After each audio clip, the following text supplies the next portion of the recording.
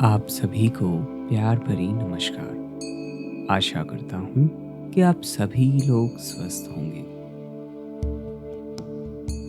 जब संत कृपाल सिंह जी महाराज अपने विदेशी दौरे के दौरान अमेरिका गए थे, उस समय संत दर्शन सिंह जी महाराज ने उनके नाम जो पत्र लिखे और जो विरह उसमें थी, आज हम उन पत्रों को आपसे साझा करने जा रहे हैं। संत कृपाल सिंह जी महाराज सन 1955 में अमेरिका के दौरे पर गए थे। उनके प्रस्थान से पूर्व मैं एक तरह से उनका लाडला बच्चा था, जिसे कभी प्यारे सतगुरु की दया दृष्टि, कभी उनकी आंख का इशारा तो कभी उनके हाथ का इशारा मिल ही जाया करता। जब मैं उन्हें विदा करने एयरपोर्ट पहुंचा तो मुझे ऐसी ही कुछ ऊंची ऊंची उम्मीदें थी, लेकिन उस दिन पता नहीं क्यों प्यारे सतगुरु मेरी तरफ से कुछ अनजान थे। मैंने सोचा शायद संयोगवश हमारी नजरें नहीं मिली, लेकिन जैसे जैसे समय बीतता गया मैं ये सोचने लगा कि शायद आज मेरा भाग्य मेरे साथ नहीं। मैं उनकी दाईं ओर खड़ा होता तो वे अपनी नजरें बाईं ओर घुमा लेते, और जब बाईं ओर जाता तो दाईं ओर देखने लगते। मैंने सोचा शायद हवाई जहाज पर चढ़ते समय ही वो मुझे देख लें। मैं उनकी तरफ बढ़ा, लेकिन तब उनकी निगाहें ऊपर की ओर थी। इस तरह हवाई जहाज उनको लेकर उड़ चला और मैं तड़पता रह गया। मेरा दिल तार तार हो गया था। मेरी जीवन संगनी भजन पुत्र राजी, जो उस वक्त 9 वर्ष का था, और मैं घर वापसी पहुंचे। वापस आते समय अपने स्वभाव के विपरीत मैं एकदम चुप और शांत था। भजन ने सोचा शायद मेरी तबीयत ठीक नहीं है। हम देर रात तक घर लौटे। घर पहुंचते ही मैं सीधे अपने पढ़ने के कमरे में चला गया। भजन और राजी दोनों काफ़ी खुश थे, क्योंकि उन्हें प्यारे सतगुरु की प्यार भरी थपकी और नजरे करम मिल गई थी। मैं नहीं चाहता था कि जो खुशी और आशीर्वाद उन्हें प्यारे सतगुरु से मिला है, उससे उनका ध्यान हट जाए। वे दोनों प्यारे सतगुरु, उनके प्यार, उनकी दया दृष्टि की बातों में मशगूल थे और काफ़ी खुश थे। जब मैंने भजन को अपने कमरे की ओर आते देखा तो मैं एकदम एक फाइल खोलकर पढ़ने लगा। उसने कहा, आप ऑफिस के काम में व्यस्त लगते हैं। मैंने कहा, हाँ, मुझे आज ही करना होगा। मेरा दिल भरा हुआ था, लेकिन मैंने अपने आप को संभाल रखा था। उसके बाद मैं सोने की कोशिश में लगा, परंतु उस हालात में कौन सो सकता था भला। तकरीबन रात 1 बजे मैं उठा और कागज कलम लेकर प्यारे सतगुरु को खत लिखने लगा। भजन और राजी दूसरे कमरे में सोए थे। जब भजन ने आहट सुनी तो उसने सोचा कि मेरा स्वास्थ्य कुछ ठीक नहीं। वह भागी भागी आई और पूछा, क्या हुआ है? मैंने कहा, कुछ नहीं। उसने कुछ लिखे हुए कागज देखे और सोचा, शायद कविता लिखने की कोशिश में हूँ। मैंने एक ही बार में पूरा पत्र लिख दिया, एक कविता भी लिखी और उसे एक लिफाफे में डालकर लिफाफा बंद कर दिया। तब मैं सो गया, या यूं कहूँ कि बिस्तर पर लेट गया। सोने का तो सवाल ही नहीं था। पहले पत्र में मैंने लिखा कि जब हवाई जहाज उड़ा तो किस तरह मेरा हृदय भी आपके साथ उड़ता चला गया। किस तरह मेरी आंखें उसका पीछा करती रही। फिर वह मेरे दिल को लेकर आंखों से ओझल हो गया। पहला पत्र 29 मई 1955। पिताश्री, मेरे पास शब्द नहीं हैं।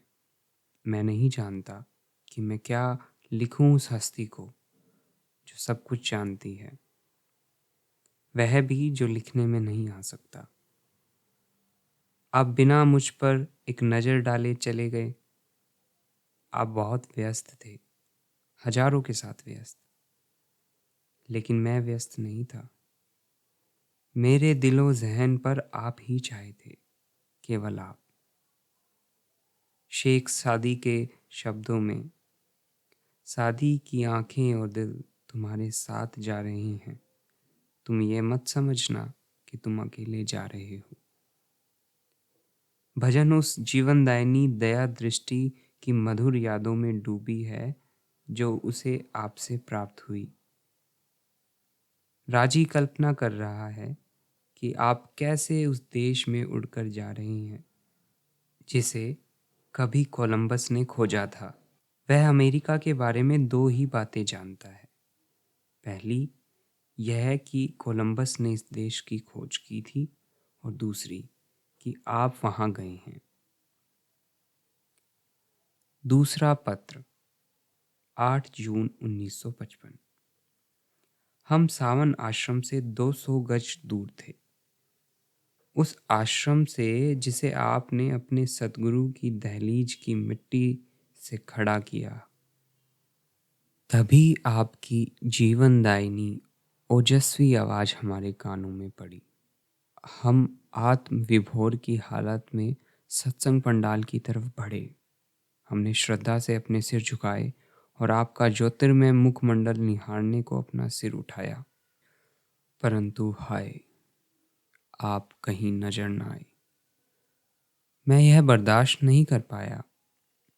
मैं एक खंबे के पीछे बैठ गया, जहां मैं आपकी रिकॉर्ड की हुई आवाज़ तो सुन सकता था, लेकिन खाली पड़ी स्टेज मेरी आंखों से परे थी। तभी आपकी दया धारा ने मुझे उभारा।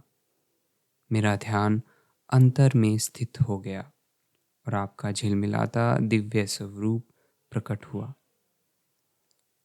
मेरी व्यथा शांत हो गई। मेरा संपूर्ण अस्तित्व आनंद और शांति से भर गया। यह वो क्षण था जब मैंने अनुभव किया कि आप सर्वव्यापक हैं। आप कहीं दूर नहीं, आप सदैव हमारे अंग संग हैं। आपके सकुशल अमेरिका पहुंचने की खबर सुनकर सभी सत्संगी जन हर्षित थे। सत्संग के बाद टेलीग्राम द्वारा भेजा गया आपका संदेश संगत को पढ़कर सुनाया गया, जिसे सुनकर उनके दुखी और बेकरार दिलों को ठंडक पहुंची। संगत की बेकरारी का एहसास इसी से होता है कि आप उस भाग्यवान देश में सकुशल पहुंचने के बारे में टेलीफोन द्वारा निजी तौर पर पूछताछ का अंतहीन सिलसिला जारी था। हम आपसे विनती करते हैं कि आप अपनी दया से लबरेज अपने संदेश हमें लगातार भेजते रहें, जिससे हमारे प्यासे दिलों को कुछ ठंडक मिलती रहे। करीब 20 मिनट पहले मैं ऑफिस से लौटा हूँ। अभी मैं अपनी साइकिल बरामदे में रख ही रहा था कि राजी ने बाहर आकर मुझसे कहा, डैडी, क्या आप मुझे अलादीन का चिराग दिला सकते हैं? उस वक्त अलादीन और उसका जादुई चिराग नामक किताब उसके हाथ में थी। मैंने कहा, क्यों? उस चिराग का तुम क्या करोगे? मैं उठकर महाराज जी के पास जाना चाहता हूँ, उसने तुरंत उत्तर दिया। उसकी बात सुनकर मुझे हंसी आ गई। जरा रुककर मैंने कहा, ठीक है, तुम्हें अलादीन का चिराग मिल जाएगा। महाराज जी के पास इस तरह के बहुत से चिराग हैं, वे तुम्हें भी एक दे सकते हैं। उसने कहा, लेकिन महाराज जी तो अमेरिका में है। मैंने कहा, तुम बैठकर उन्हें याद करो, वे हमेशा की तरह तुम्हारे पास आएंगे और तुम उनसे चिराग मांग लेना। इस वक्त वह साथ वाले कमरे में हाथ जोड़े, आंखें मूंदे, चौकड़ी लगा कर बैठा है और जो बातचीत हमारे बीच हुई मैं उसे लिख रहा हूँ।